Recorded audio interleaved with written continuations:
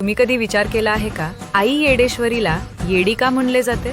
पुराण कथेनुसार जेव्हा सीता मातांचे अपहरण झाले तेव्हा श्रीराम त्यांच्या शोधात गावोगावी भटकू लागले। त्यावेळी माता पार्वतींनी त्यांची परीक्षा घ्यायची ठरवली आणि त्यांनी सीतेचे रूप धारण करून श्रीरामांसमोर प्रकट झाल्या।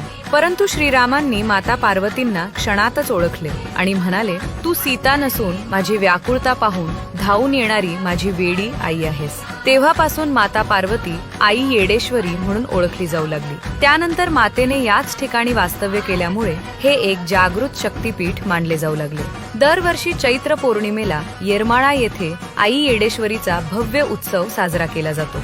येथे चुनखडी वेचण्याची एक विशेष परंपरा आहे। आईची पालखी एका अशा ठिकाणी नेली जाते जिथे वर्षभर विस्तीर्ण परिसरात फक्त काळीभोर माती दिसते, पण जेव्हा पालखी त्या ठिकाणी पोहोचते तेव्हा जमिनीतून आपोआप चुनखडे बाहेर येतात। याच चुनखडीने आईचे मंदिर रंगवले जाते आणि देवीच्या डोंगराची भव्य प्रदक्षिणा घातली जाते। म्हणूनच आई येडेश्वरीला भक्तांसाठी तळमळणारी आणि प्रेमाने वेडी होणारी देवी म्हणतात।